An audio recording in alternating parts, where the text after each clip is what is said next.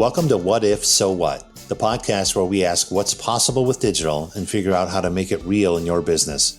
I'm Jim Hertzfeld. And I'm Kim Chopek. We're part of Perficient's digital strategy team, and today we'll ask what if, so what, and most importantly, now what?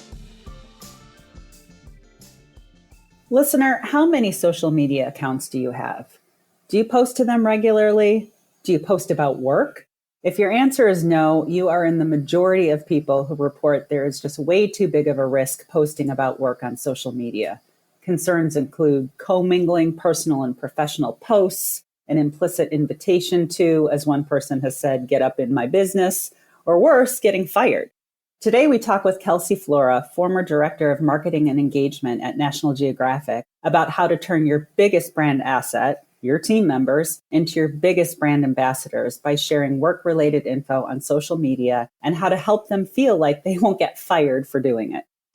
So Kelsey, welcome to the podcast. I'm actually really excited to talk to you today, given the social media climate and how that's shifted rapidly over the past 6 months, but certainly over the last few months. But first, tell us a little bit about your background and how you eventually took on this challenge of teaching people how to use social media in the work context. Sure. I'm really excited to be talking with you today as well. I have been working in marketing and communications broadly for the better part of 15 years. And because of the timing of when I graduated from college, I've really sort of grown up in the workplace with social media. You know, in the beginning, it was, hey, you're 20 something. Can you make us a Facebook page? But I've had the opportunity to grow that into more of a part of my career. So when I was working at National Geographic Society, we had an interesting challenge in that we had a lot of people working out in the field on behalf of National Geographic who weren't actually employees. So that might include scientists, photographers, journalists, educators, a whole slew of people who were, receiving a grant or part of a cohort of individuals working on behalf of National Geographic, but they weren't actually employees. So how to delicately rein in their social media activities was a constant pain point. I developed a training really just to give them the nitty-gritty basics of how to create good content on social media, but it also had a huge component about how to be a brand ambassador for our brand and how the National Geographic brand could become a part of their personal brand and vice versa. So how the brand could leverage what they were doing in support of its marketing activities. And that training really kind of took on a life of its own and grew into something much larger than I ever expected it to. We ended up adapting it for executives, for the board of trustees, for our spokespeople in general. And then staff were really interested in sort of clamoring to get some guidance on how they could post on social media about their work in a way that was in line with what the organization wanted and could approve of. So that we sort of did it as a pilot a couple of times. And then eventually it became part of the official onboarding process because it was proving really valuable both to the organization and to employees. I think it's funny when we're talking about social media policies because I think, the few people I've talked to about this, their mind immediately goes to, oh, that recent college grad who posts, pictures of them partying on the beach. That's what we're talking about. And your point is like, no, there are professional people in the field, well-respected, doing work on behalf of the brand that maybe just, to your point, didn't grow up with social media, don't understand what a content strategy is, not that they even should have, but how do you really get them on board? Maybe there's still a little bit about that content appropriateness, but it's more so how to create good content on behalf of a brand. Does that sound right? Definitely how to create good content, but also how to be a good brand steward. I think it's really easy for people in the marketing and comms sphere to just assume that everyone else is thinking the way they do and thinking about, if I post this and I use my company name, what could be the end result of that? Is there any risk to posting this? Does it make me or the company look bad? Is it wading into difficult territory? That's not necessarily a hat that everybody wears. So especially when I was working with scientists and now in my consulting work, working with a lot of artists and filmmakers, there's sort of that understanding that I'm an expert in my field and not realizing that there's other implications to things that you post online that aren't necessarily about your field, but are about how you're perceived. That's a great point. I think one of the things that a lot of organizations are struggling with is how to write these policies. What kinds of mistakes do you think organizations make when they start establishing social media policies for their employees or for, as you're putting it, brand ambassadors? I think the biggest mistake that organizations are making is actually, first and foremost, not having a policy at all, or having a policy that's just don't post about work. That's not good, useful guidance for employees. I would also say it falls into two camps if there are social media policies that aren't super helpful. One is that it's too restrictive. The other is that it's not specific enough. So, there are people out there who don't want to share anything about their work life online. And that's perfectly okay, unless your job is to actually be an ambassador of some kind or a community manager. The vast majority of people don't necessarily have a need to share about their work life online. And that's okay. And a policy has to make sure that everyone feels comfortable not sharing if they don't want to. But a lot of people are also really dying to share what they're doing at work. They're proud of where they work. They're proud of the work that they're doing. And I think it's incumbent on organizations to provide them with a roadmap for how they can do that is to the benefit of the individual and the organization. I think that's true. And I think especially in recent months, we've seen people lose their jobs literally over a social media post where, to your point, maybe they didn't have good guidance or good guidelines on what to do, what not to do, but it can have very real implications. So that makes a lot of sense to me. On the flip side, though, I keep going back to the partying photos. What are some of the biggest mistakes you see employees making on social media? And how do you think leaders, especially given your experience and how you've developed training, can write these guidelines so that they can post about what they're excited about at work, but still remain authentic? I think that's a big concern. Like, I want to post on social media, I want to post this content, but I don't want to be told these are the words I have to use, or it has to still feel like me. Otherwise, I'm not going to post at all. So I think the mistakes I see employees making, I think actually a lot of times we don't see them making the mistakes. The feedback that I've gotten a lot is that I don't know if I can post this. So there's a lot of not posting. There have been some fairly high profile examples lately of people getting fired for weighing in on political situations. And I think it's hard to wade into that in terms of social media guidelines. And you don't want to be infringing on people's rights. But at the same time, our online persona, especially if you have a LinkedIn profile that indicates where you work, you really can't post on Facebook and expect people to completely separate that from your place of employment. It's your name and the place you work are going to be tied together on the internet, even if you don't indicate where you work on your Facebook profile. So that's one of the things I really have tried to drive home when doing these types of trainings is that once something's out there on the internet, you can't have, this is my Kelsey Flora profile that's for this audience. And then over here is a separate profile on a different platform that's only for professional reasons. It's nice to think that we can do that, but it's not realistic the way that the internet works. So it's important to think about your online presence really holistically. And I think one of the biggest things that I try to drive home is if you're planning on talking about work on your social media profiles, you should probably check to make sure that what you're doing is okay with your comms department, legal department, whatever is appropriate. Different organizations define trade secrets or company information differently. So it's always, I think, in your best interest to check before you post willy-nilly about what you're doing at work.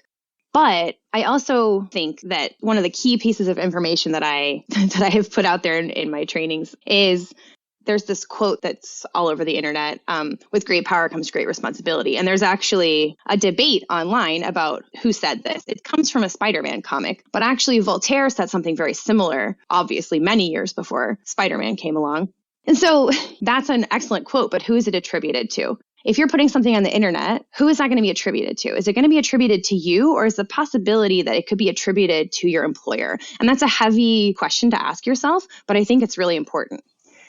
That is important. And it's really striking me to hear you say that. And I think you're right. It is human nature to kind of group and find similarities and commonalities. So, of course, if I find you on LinkedIn, I'm not going to separate you from all your other social media posts. And I do think there, especially recently, there's this propensity to apply anything that an individual says to their employer, potentially. Well, if this employer is employing this person, they must feel the same way. Therefore, X, Y, and Z. So I think that is a really, really important point. And I wonder, because you have made this really great distinction between employees and brand ambassadors.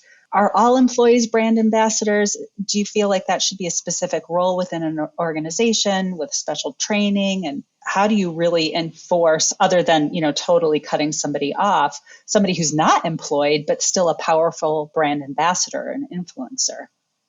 I don't necessarily think that all employees are or should be brand ambassadors. I use that phrase knowing full well that a lot of companies have sophisticated brand ambassador programs for users of their products or, social media ambassadors that are not employees of the organization. But I do think that there's great potential in using employees as brand ambassadors. And it doesn't have to even have that formal of a name. I think it's really just about empowering employees to be able to speak about their work and the mission of their organization or, the highlights of their products, whatever it might be, in a way that is compatible with the way that the company speaks about itself. So Kelsey, kind of related, because we do live in the times that we live in. How have you seen recent social and political events impacting social media use policies? Do you see companies kind of shying away and locking it down, or are they kind of embracing it and using it as an opportunity to be more helpful and guiding? So that's a really interesting question. And I think everyone can see that a lot of the social and political upheaval over the past 6 months, year, however many years you want to really think about it, a lot of that has really played out on social media very dramatically. And in conversations, especially with the social media heads at a lot of different brands, I've run into a lot of folks who are trying to create social media guidelines, or they didn't exist at all before. So I think in that sense, if there's one positive that's come out of all the upheaval, there are several positives, but this I think is one specific to social media, that it's making organizations realize that they need to provide that guidance because their employees are going to be on social media and they can't prevent them from having a life on social media in general. So they need to provide good guidance about how to represent the company or organization appropriately. But we have seen some companies just misstep themselves, maybe coming from the marketing and communication departments, especially around the Black Lives Matter movement. You saw a lot of brands either totally silent or more reactive and maybe putting out a message that seemed, counterproductive to what the movements were trying to achieve. And I guess my question is, there right or wrong, whatever, you believe, how do you think companies can use social media to really further their diversity and inclusion goals, assuming, that's part of their charters, without seeming inauthentic or worse, reactive, which is, I think we've seen a lot of in the past few months? Sure. And this is, of course, really top of mind for social media managers, heads of social and community across consumer brands, especially. I would say it's going to be pretty difficult, if not impossible, to seem authentic talking about diversity and inclusion on social media if the organization's, the makeup of its employees, the messages that are on its website, the actions that it takes in the marketplace don't reflect an effort toward diversity and inclusion. And where I see a lot of companies having made missteps is they are putting out messages on social media in support of diversity and inclusion, but their day-to-day practices aren't reflecting a commitment to that diversity and inclusion. And today's consumers, especially on social media, are super attuned to that and willing to call an organization out for just paying lip service to a cause. And I think companies and organizations that do that at their own peril. So you have to make the commitment and the steps toward diversity and inclusion in general before you can reflect that authentically on social media. I think that's a great point. It has to be authentic insofar as you have that operational mindset and you have policies in place that kind of extend to social media. They just aren't about all social media, if that makes sense. That's definitely a big topic we've been talking about with our clients as well. And I think a little more broadly, but kind of related, how is social media use shifting?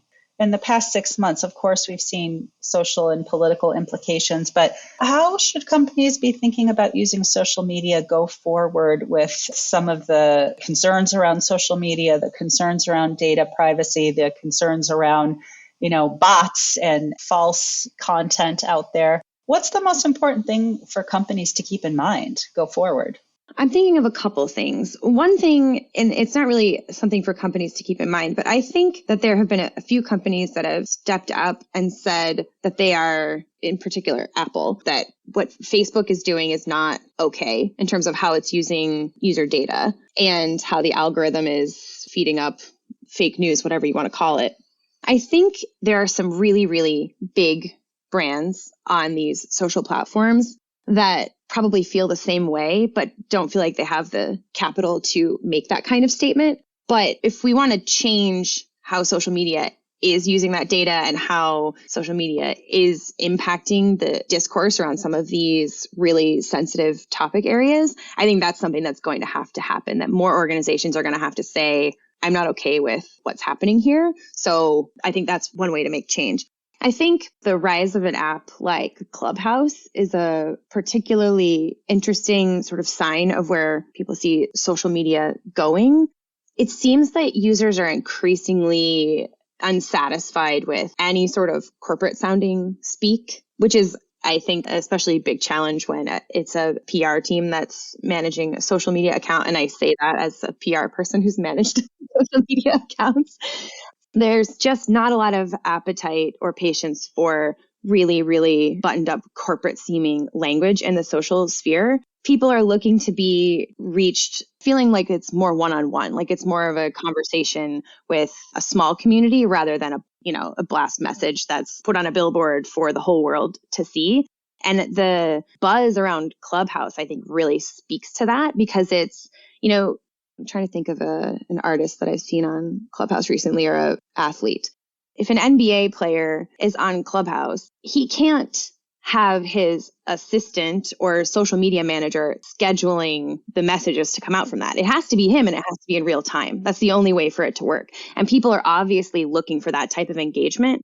Not everyone's on Clubhouse. That's fine. I think there are ways for companies to mimic or strive for that type of engagement with their audiences on all the platforms. It's just a matter of figuring out what that looks like for your brand. Maybe that would have been the answer to my last question here. But if you really had to give one piece of advice to a company or a leader really trying to empower their teams to use social media more effectively in the current climate, what would it be?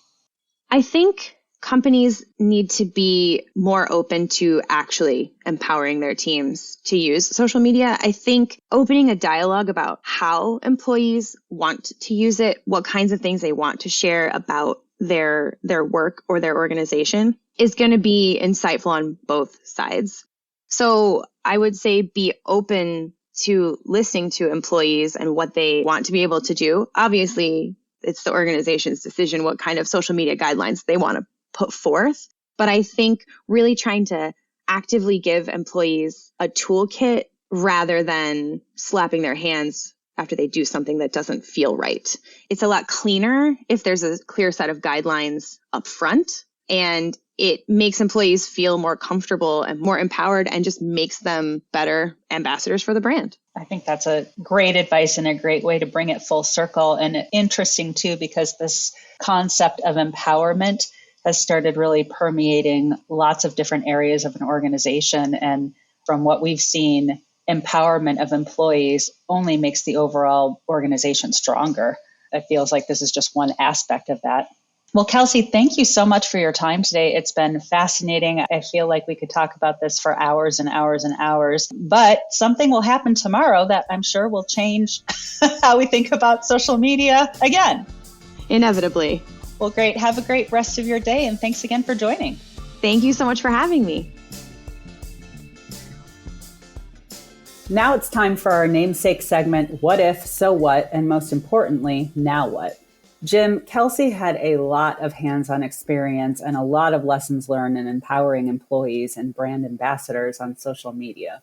What were your big takeaways?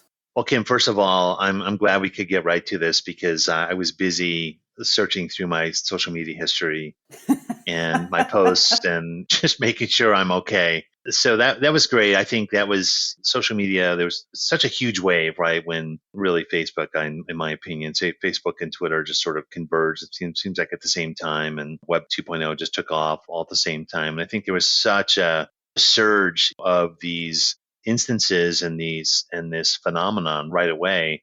But for some reason, I think Kelsey pointed out, the stakes are even higher, right? It's more relevant than ever. So it's kind of great to get a kind of a refresh of that awareness. She made a lot of great points. I think, the big question about, are all employees brand ambassadors? No.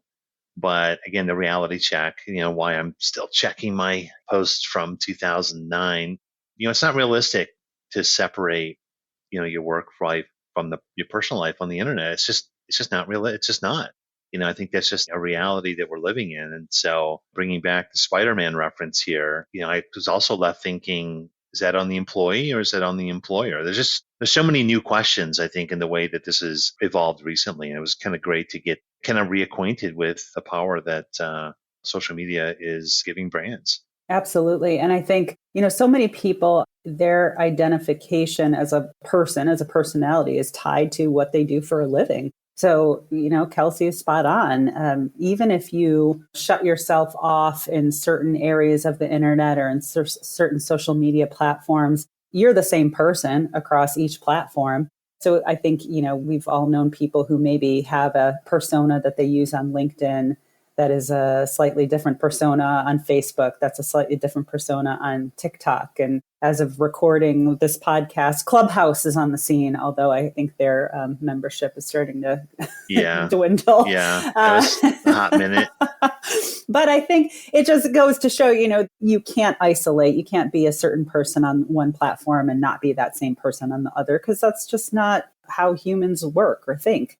But I think, Kelsey made some good points here that ultimately your team members are already on social media and they probably want to post about what they're doing. Hopefully they like their job. They're engaged with the company. Yeah, they're proud of their work. They're excited. Yeah. But without specific guidelines, potentially these great brand ambassadors just won't post. They're just too afraid. And I think, 2020 has forced digital transformation in social media, just like in other areas. But this transformation is on the people and the process front. It's not the technology. I think social media platforms are going to come and go.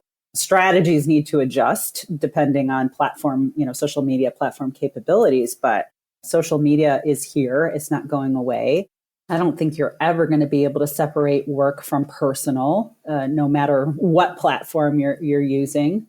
It just makes me think that Kelsey's points around, in the absence of guidelines, people won't post. It really goes back to just total organizational alignment, understanding across the board, what are the guidelines? How do you leverage the excitement of your employees and your team members to really support the brand promise? Because ultimately the brand is the experience.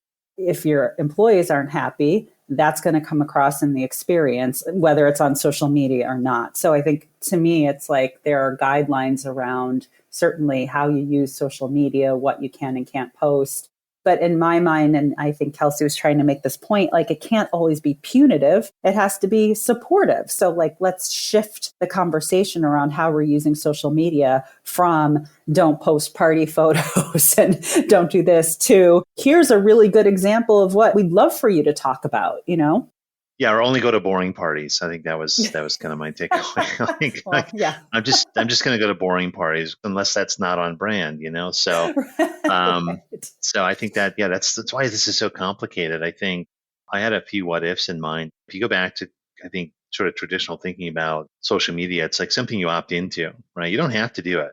Again, we have a coworker, right, who's just won't do it. He's ghosted, on social media. And I said, well, is that really the case, right? And so I think, we think of it, is it something you opt into, something you choose to do either as an individual or as a brand? And then you just go through the paces. Like you like things, you follow things, you subscribe to things, you look at your feed, right? You get the endorphin rush from finding new things and seeing new information. That feedback loop. Exactly. It becomes habit forming, right? And you just think about it. Then you don't really think about it. I start to think like you don't really have a profile anymore. You really have a digital persona, right? And it's a collection of all the things you do. And I don't think it's limited to social media either. I think it's all of your public digital interactions. They're out there, right? It's you put a YouTube comment out there, a Reddit comment. Reddit is an amazing place if you haven't visited it in a while. People will have an opinion on the GoFundMe's that you donated to, right, as public. I will confess that I'm careful about, what I put on my Amazon wish list, which is really important. Oh, interesting. Yeah. Yeah. Yeah, it's just think about that. I have public lists because hey, I have needs. I have birthday coming up. You need to know what's on my wish list, Kim. Good point. Right? But does everybody need? So my point is like, I think you're the entirety of your whole digital footprint, right? And I think, what if you thought about the entirety of that footprint, not just social media, right? And you use that in a smart way to improve your brand perception, get closer to your customers. I think there's a huge recruiting element. I know, let's be honest with ourselves. That's part of our work here. Like we want great talent. And I think, expressing what it's like, how this is a great place to work, is again, part of that formula. So the only other big question I have is, can we all just opt out? I think the answer is no, but I think what if you could use the entirety of digital to express your brand promise? That's such a provocative question. And I never considered kind of going beyond social media, but you're right. Yeah, now I have to check and see if my Amazon wish lists are public. I'll definitely share my wish list with you, Jim, as well. You know when my birthday is. But I think you can opt out. I think there are people, like we were talking about, who have done it. And, to the extent that they're comfortable with it, they've done it successfully. But I can't help but feel, that they're missing out. Honestly, it's something as simple as missing pictures of your family or something bigger, where you're missing a neighborhood event or something like that because you've just simply opted out of social media. And the recruiting aspect is so interesting. It makes me think of, back in the day before social media, before digital, really, you would go into a bookstore and there'd be that one shelf that says like employee recommendations. And I would always go to that because there's a couple people I identified with. I'm like, well, what's John reading? I'll check that out. Assuming most people are not going to opt out or at this point even realize they have that option, there really is an opportunity, I think, to totally revolutionize how teams can use social media in the context of an organization to help promote the brand across the board, as you described, like a really exciting opportunity when you consider going beyond social media. It's sort of like taking that notion of a social graph and really blowing it out of the water. Of course, we have a lot of data privacy concerns. And as a team member, an employee, you have to have control over what data is shared. But if you think about the opportunity, given the right guidelines and the right guidance and the right kind of communication strategies, wow, really, really cool. We just made this much bigger, Kim. So where do you begin? Where do you go next? After you're done cleaning up your Amazon list? Yes, gosh, now I am focused on that. But I think given that bigger revolutionary opportunity, going back to kind of brass tacks, does your company have a social media policy? I think especially now after seeing so many brands come across as tone deaf and inauthentic on social media, given, the past events of the year,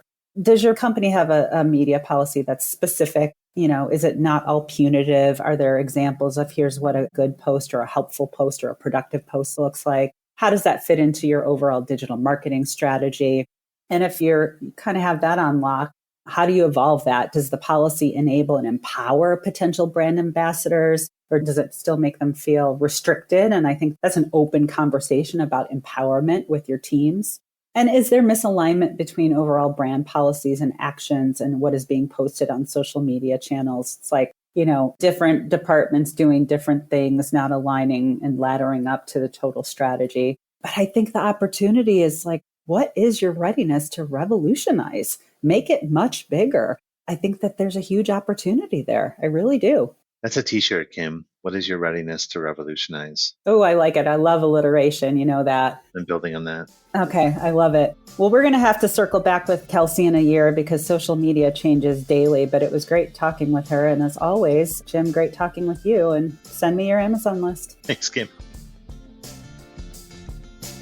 You've been listening to What If, So What, the digital strategy podcast from Perficient with Jim Hertzfeld and Kim Chopek.